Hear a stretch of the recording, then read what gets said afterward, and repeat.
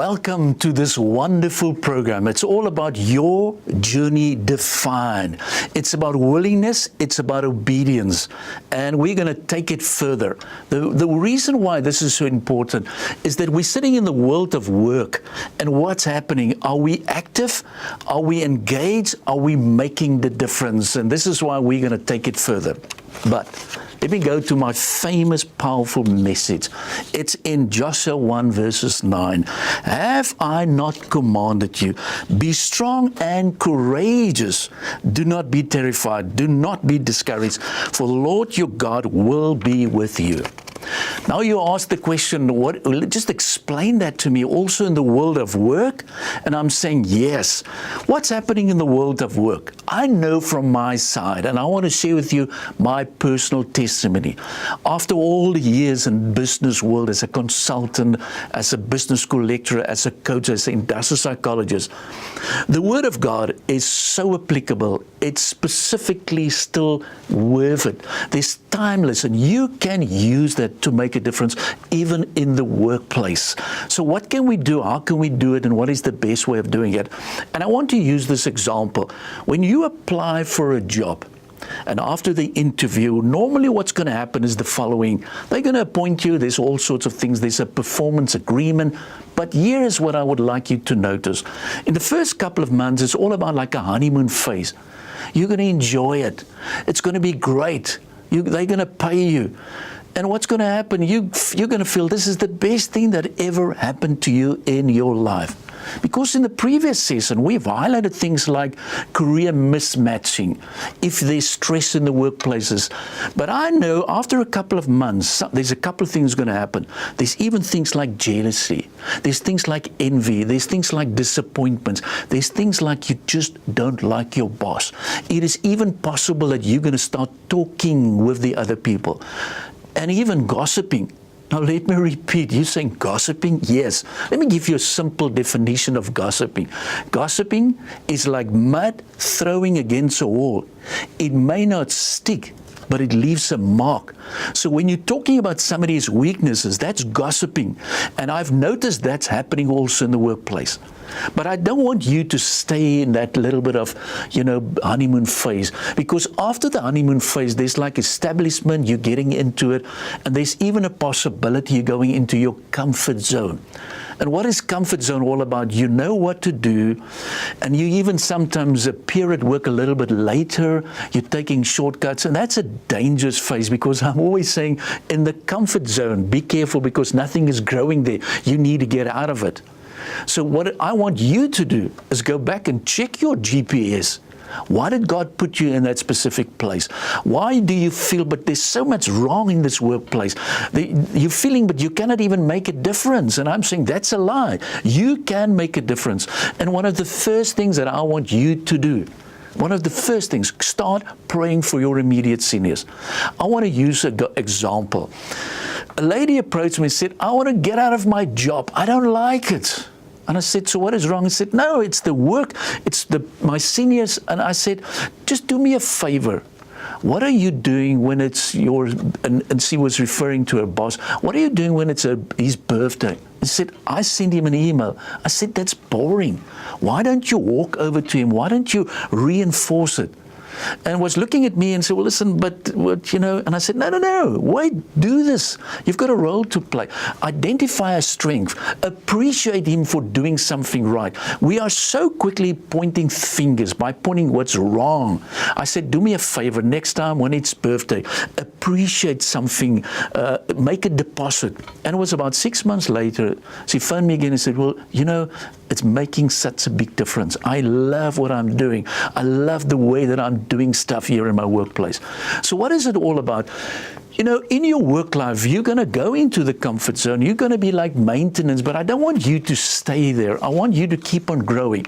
And this is why I want to use the word continuous professional development. What else can you learn? But the way to start is with your GPS. What does God call me to do?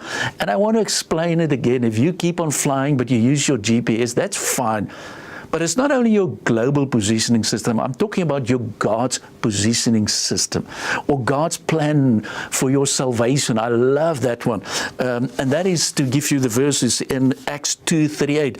Then Peter said unto them, repent and be baptized. So he's saying, listen, let's just repent. Where are you right now? What are you going to do? So what do we see in the workplace is the following, and I want you to classify or put you in that position. There are a lot of people who are very, let's call it productive on the one hand, or non-productive, and who is fulfilled and non-fulfilled. So the first type of person that you often get in the workplace is what I don't like the word. It's like dead wood. They just don't fit in. It's not only about the competency, it's about the character, but then there's something missing. It's what we call there's a credibility gap. There's a chemistry gap. And sometimes they've appointed the wrong person. That's not you, and you feel there's no joy, there's no match. We are not enjoying it. And I'm always saying is, don't just get rid of those people. Try to identify what is wrong, where are they right now, what can we do about it. But then you do get the other person.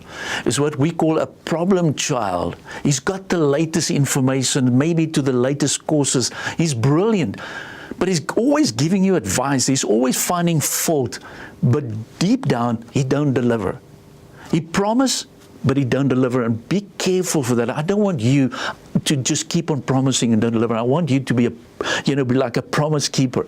The third one that you get is working late in the evenings, working early in the mornings, are so dedicated, but it's like, you just work and work and work, and there's nothing extra for him. And I'm saying, no, there must be something extra. It's not about work.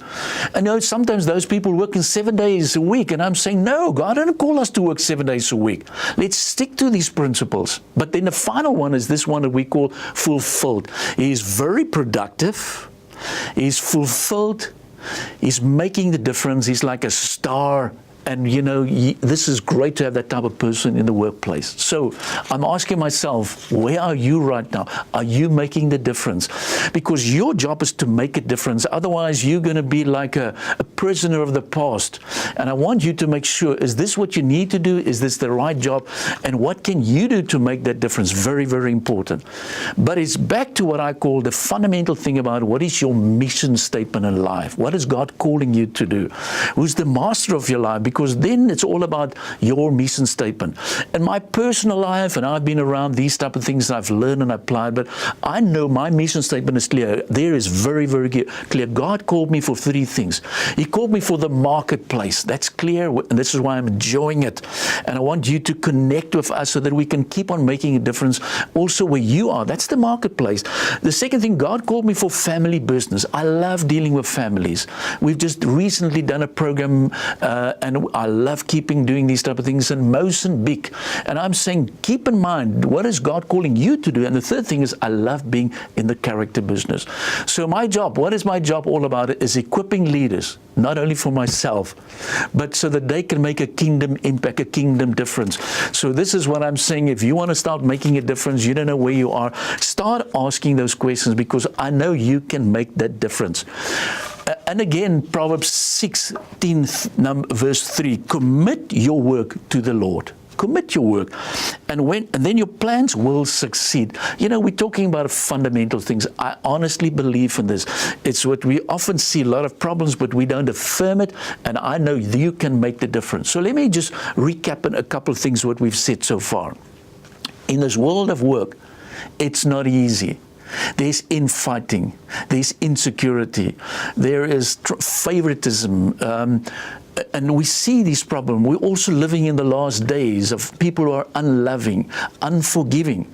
And I'm saying you can make that difference. And where you are, if you've got something against somebody in the workplace, it's the same principles. Reach that point. So listen, I'm not going to allow this. If somebody hurt you, maybe you did not receive a promotion, please, this is vital, because you're spending so much time in the workplace. You can make that difference. But go back to the basics.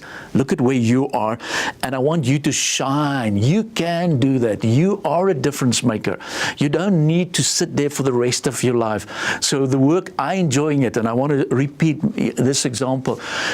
Why am I here today? Is it because I have to be here? Did they ask me, you must be here? Or is the case of, I want to be here? I love the second one. I want to be here because I'm excited. It's part of my mission statement. I know who I am. I know why I exist. I know where I'm going. And you can also use the same principles. You can also make the difference. And that's why I'm saying always make sure that you understand this, that you are connected. You've got this basics in place. These are very, very important principles. To close this session, I want to ask you, in your position, do you enjoy it? Have you fun? Is there joy? Or is it the pain? You don't want to even greet certain people. And I'm saying, no, that's not where I want you to see, or where I would like you to do in the workplace. I want you to make that difference. You can do it. And by starting and getting what I call the fundamental basics right. So I want to be right back, and I want to challenge you. Let's keep on working through these issues so that we can take it further. I'm looking forward to take the rest of you through this discussion again. Do we understand these different seasons?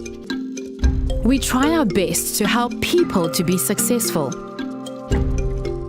As people move on with their lives, there is a desperate need to move on to the season of significance.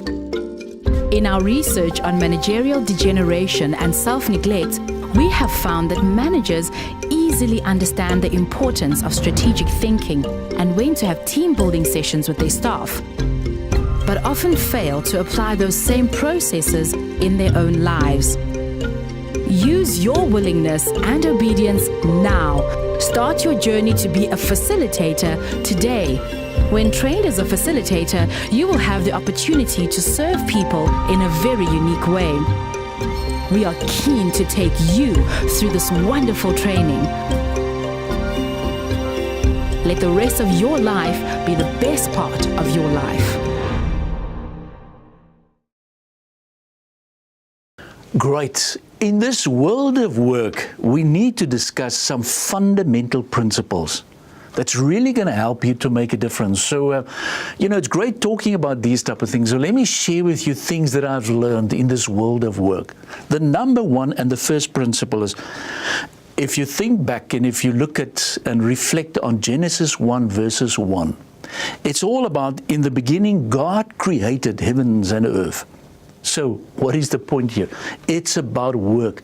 And we are in His image. So if you think that you don't need to work, and I know it's tough outside. A lot of people are sometimes unemployed. They ask themselves, how can we get involved? But I'm saying is, the fundamental principle is always there's a place for work. And then you see sometimes people reach the age of, say, 60 or 65, and they said, well, this is enough. And I'm saying there's something wrong. And by the way, that's not even biblical.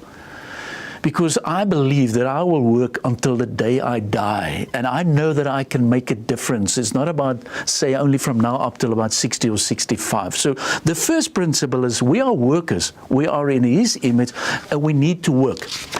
The second very important principle is all about work has got dignity. There is a place. Every job has got a purpose. And we don't always think about that, but yeah, there is a purpose. So if you're sitting in the airports and you just say cleaning some offices, it doesn't matter. If you're working in standing at the street and selling something, there is a place for that. So listen to this, Colossians 3:17, and whatever you do, do it in the name of the Lord. Now, I'm asking myself, what do I see? Why do we have so much unhappiness in the workplace? Why are people not buying in? And why are there so much uncertainty? And how do they do the work? Are they do it with, is there pleasure? Is it a case of, no, I don't like it? What is wrong? And yes, we need to look at that specific principle. That to me is very important. But what about the other principles? And I want to go back to principle number 3. God has a plan for each life. In other words, you have a purpose. And you know this wonderful, famous verse in Jeremiah 21:9. For I know the plans I have for you. And this is why I'm asking people sometimes, do you know the plans? What are your plans? Because it's great to dream. It's great to think about the future. But you need to close the gap. You need to take the first step. Otherwise, you're going to keep on staying where you are. So what is your plans? And that to me is very very, very important. Principle number 3, it's all about God as a plan for each life, including you. So when you are and where you are in the workplaces, what can you do? Because in the world of work, you can make such a big difference. And I'm saying is those people are not even coming to churches, but you can reflect. You can reflect God's image where you are. But principle number 4, our work is a platform for ministry. And why is that so important? It's all about serving. It's all about you can make disciples. So again, this program, what is this all about? And I want to ask you, please, let's get involved. You can make a difference. It's a way of ministry. And I want to use my example. I was lecturing at a big conference in Indonesia. And it was lots of preparation, and there was more than 1,000 people attending that session. And I know whenever I do some work, I normally do my planning to the teeth. I work it out so that I'm ready. So as I walk up to the stage, and the next moment they introduce me, and I check my computer, and it was like dead, nothing. And I realized I've got a problem now. I need to talk. My interpreter is waiting for me. And I'm now, I'm not a little bit puzzled. What's going to happen next? But this is what happened. My son attending the conference, Desmond, looked at me and his son realized, oh, Dad is now in a problem. Something is wrong. So he walked up to the podium and said, Dad, can I quickly have your computer? Don't worry, carry on. And it was about 2-3 minutes later, I said, Dad, everything is working. And I looked at him and I said, what happened? And then later on, after the session, I asked him, what happened? Because, I know how to use a computer.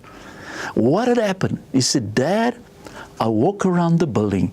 I put my hands on your computer. I pray. I said, Lord, we need this computer. I'm not sure what's wrong, but we need to work on this computer. We need to look at the images. We need to discuss it. And here is a young son, put yourself in that position. Dad is in trouble. He needs the computer. The fundamental thing that we've done is prayer, and I believe in it. Even when if you don't know all the advice, keep on praying. It can make a difference. So principle number 4, your work can be a witness to others. Don't underestimate your power of your story, your witnesses where you are. And I know there's lots of examples. I'm thinking of another example where I was lecturing, and there was lots of conflict and misunderstanding. And there was lots of frustration. And I said to these guys, listen, you cannot go back the same way that you've been here. There is a place even for forgiveness in the workplace.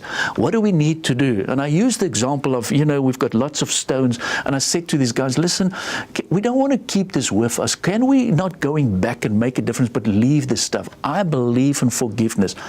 So if you heard something, you said something to a person, that person is disappointed. What can you do? How can you do and apply it, and so you can make a difference? Principle number 5 is give your best. Now, best, B-E-S-T, please. You must develop your God-given talents. But it's not about yourself. It's not about you. God wants to use and I want you to be excellent at what you do, but to His glory. Because a lot of times it's all about us. It's going to our head, and I'm saying, no, you can make the difference. And I want to use this example of Proverbs 22:29. As do you see someone skilled in the work, they will serve before kings. And what I'm saying is, I don't know where you are right now, but you will serve before kings. Just be humble. Stay on your knees. Pray for these type of things so that you can make that difference even in the workplace. And principle number 6, whatever you do, be kingdom focused. Because often it's about us, and we're starting to lose this kingdom focus. So that to me is very important that you keep always that in mind. Kingdom focus. So I want to go back. If you apply these principles, or let me use another example. You must appoint a new person. And you want to know where is this person standing. And I want to ask you the question, if you're on an interview panel, what are the questions that you think you will ask? Now think about it. What are the questions? Now, what I experience, a lot of people ask questions like, tell me about your strengths and tell me about your personality and tell me about who you are and all that stuff. And I'm saying, no. I want to give you some advice. Ask the following 3 questions. Number 1 is, ask this person, talk to me about your accomplishments, things that you have learned in life, things like you are standing out, things like an unusual difficulties in your life. What are the results and it's coming up to your expectations? And it's all about understanding this individual, because it's often like an iceberg. What do you see? You see just a little bit of information. What is below the iceberg? So we need to go into that specific detail.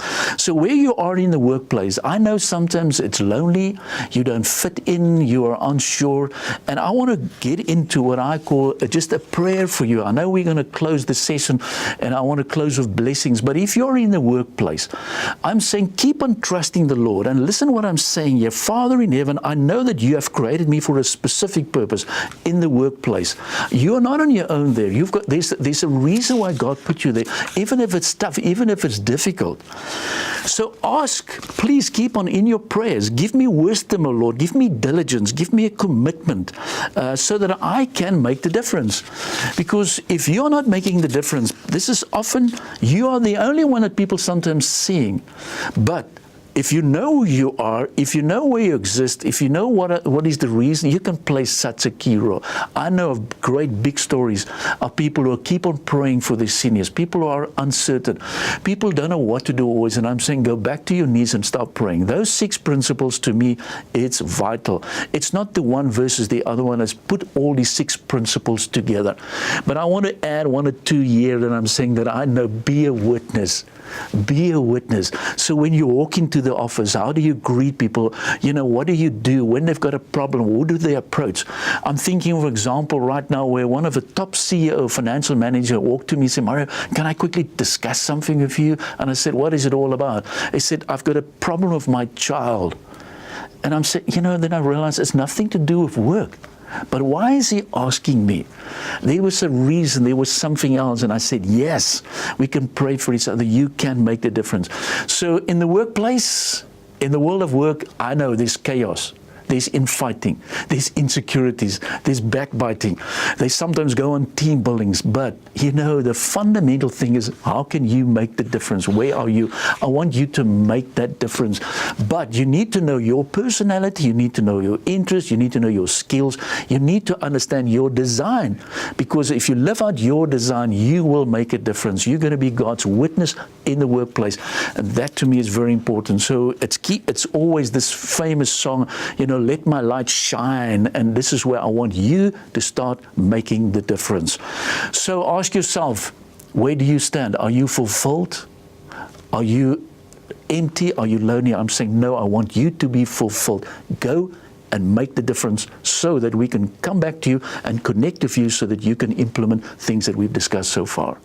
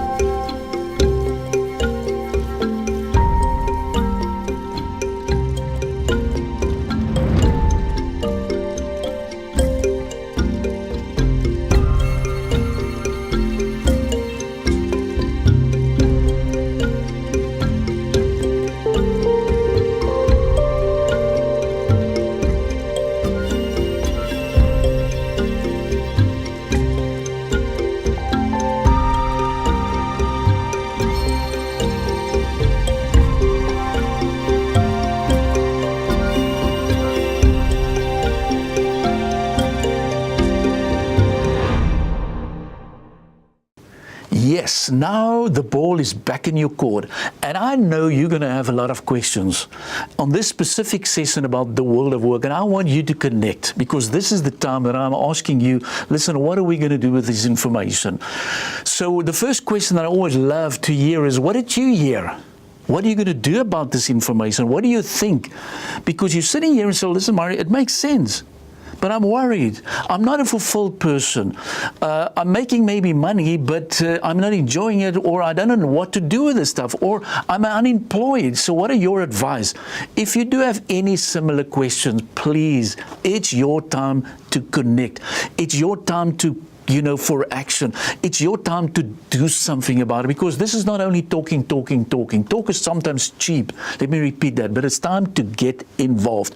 So how can you get involved? You can get involved by training other people in this area, of connecting with us. That to me is very important. But I know in cases like this, there's often people say, Mario, can you pray for me? I don't have a fulfilled life, or I'm uncertain about the future. Now, what I've done so far is just to talk to and share with you a couple of things. But to me, biblical affirmations, it's so powerful. So I'm going to repeat a couple. If you are fearful about the future, listen to these words. Dear Lord, I declare that you are my rock. Listen to the words. My fortress and my deliverer. You will never leave me or abandon me, and you will sustain me to the end. Because what we say is what we call affirmations, and sometimes we keep on saying the negative things. Something else, I'm uncertain who I am, and this is my prayer, this is my affirmation. Dear Lord, thank you that you are a promise-keeping God. May I be found faithful as I continue to trust and hold on to you, what you have said, until the day I see the promise fulfilled. So what are we saying is that I want you to get involved. I want you to make it happen. And my famous word always, a blessing or two. May the Lord bless you in your journey with lots of ability, with a clear direction, with increasing faith to accomplish, to hear these words, well done, faithful servant. So what I'm saying is, at the end of the day, I want you to make the rest of your life be the best part of your life. Keep on making that difference. Get involved, as you can make such a big difference in the workplaces. So connect with us. Looking forward to hear from you.